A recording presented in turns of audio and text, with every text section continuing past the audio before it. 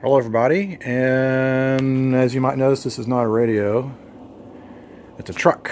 This is my 1996 Toyota Tacoma 4-banger 2-wheel drive basic model truck with 5-speed manual transmission. I'm going to do some maintenance on it today, namely change the brakes, change the gear oil in the transmission, change the motor oil, and some other stuff. I bought this brand new when I was in high school, and now I'm a 45 middle-aged man. It actually was made not far.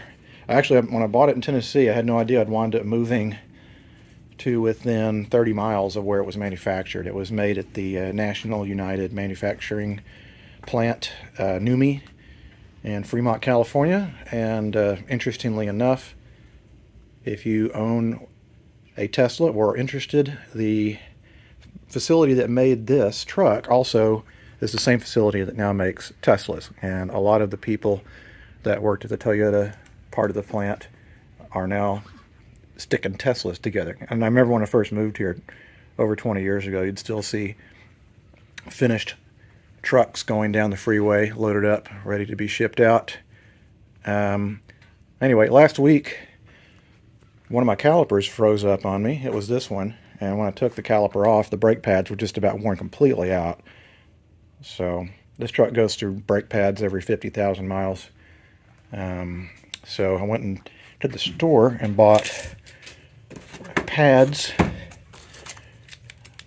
the brake grease, which a lot of people don't do, for the pins. I got gear oil. This is 75W140 full synthetic. Actually, you know what? I have to go back to the store. I got the fucking wrong shit. Damn it, that's annoying. Well, at least we can change the oil and the pads. Maybe I'll do the grease tomorrow or something. I got some Simple Green cleaner. Even got some tire shine, but we'll at least replace the brake pads.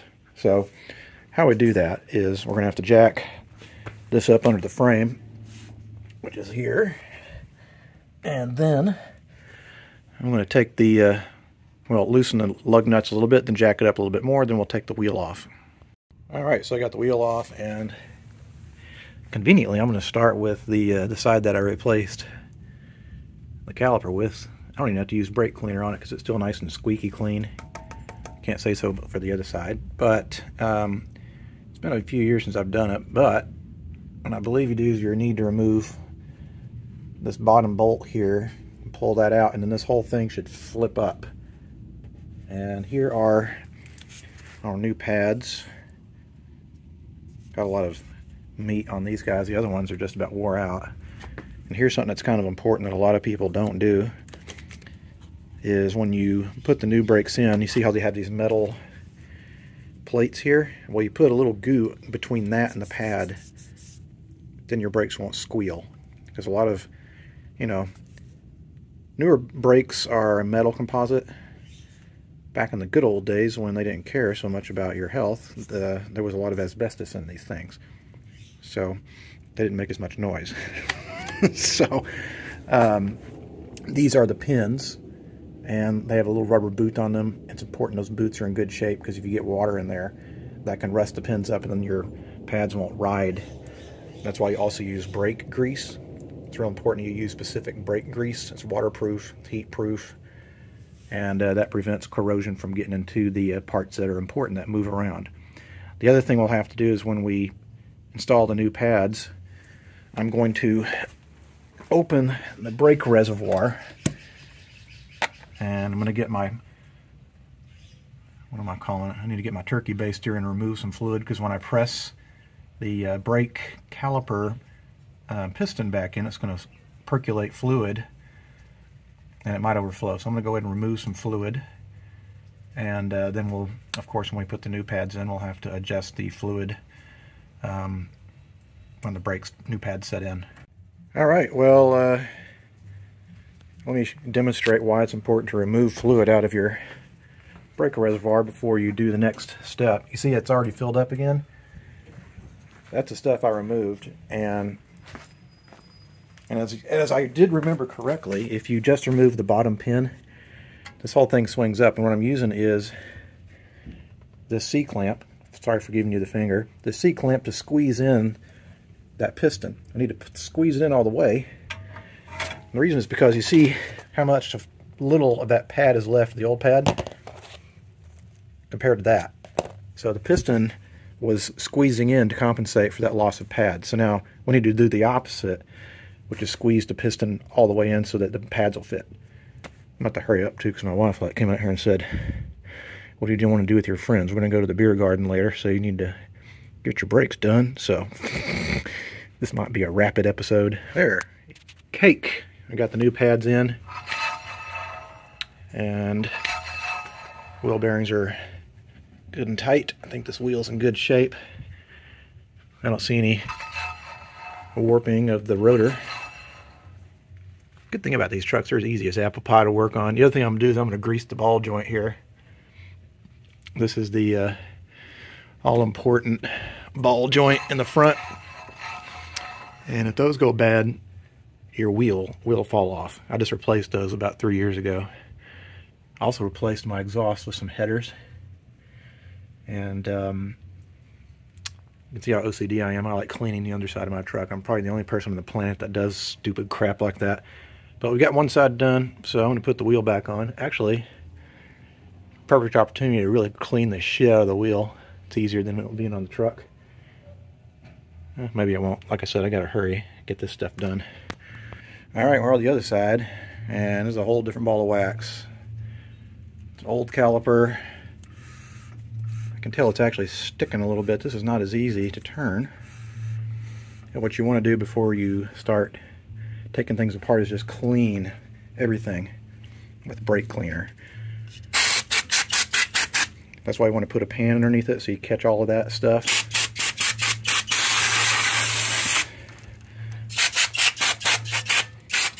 You don't want to do this in an enclosed space, by the way. This stuff has unbelievable fumes.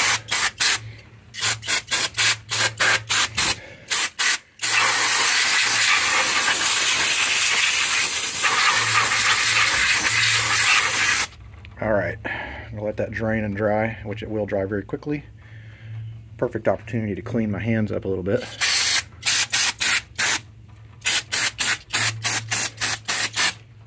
Anyway, that'll dissolve a lot of the crap that's probably causing these pins to seize up a little bit. But we'll need to take the pins out, clean and grease those, put it back in.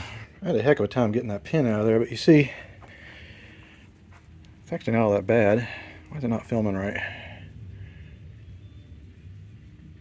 Come on, focus. I just need to clean off the accumulated gunk.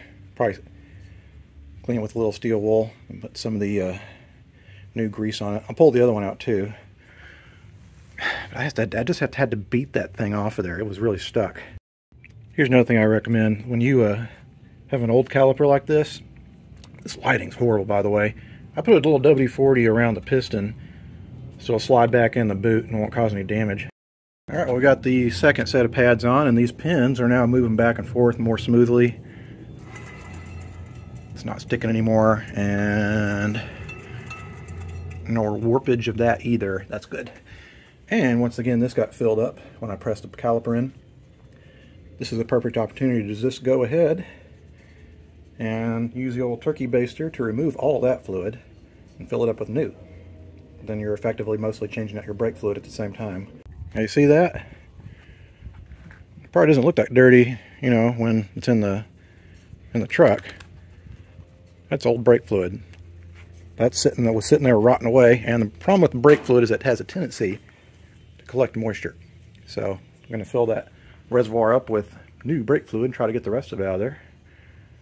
And then I'm going to start the truck with the fan on, of course, and press the brakes and top it off. Alright, so I got both wheels back on, but before I go test the brakes and stuff, and since it's already in my garage, which it rarely is in, I'm going to go ahead and change the oil.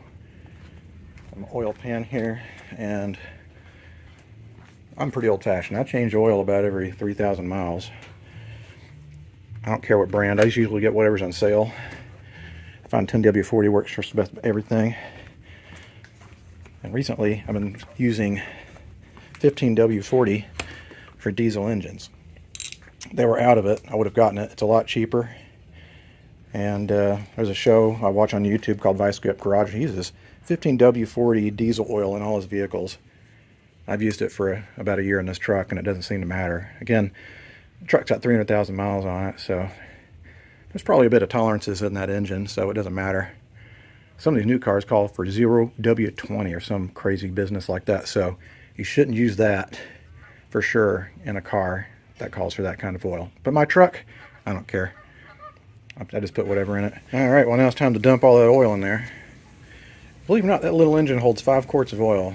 And I always thought that was crazy because my Mercury, I have a 1955 Mercury with a V8, that also holds 5 quarts. I think that's why maybe the engines last so long on these things, and you've got that much oil. That's so much more coolant and lubricant for the engine. Then again, I'm not an engineer. I could be blowing smoke out of my rear.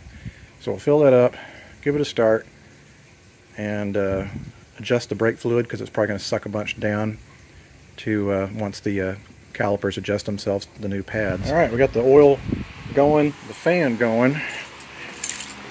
I'll go ahead and start the engine. Never done this with a phone before.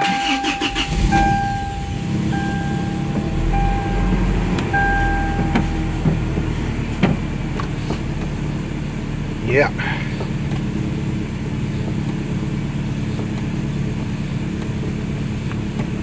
Just got to pump the brakes a whole bunch until they get nice and hard again. See what's going on with the brake reservoir now.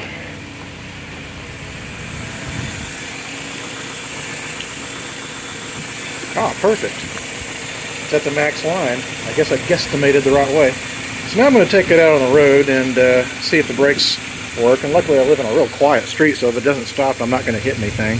By the way, if you're watching this, Andy, you're wrong. You don't have to change both the brake calipers. You just need to make them work right by making sure that both of them are, the pins are floating.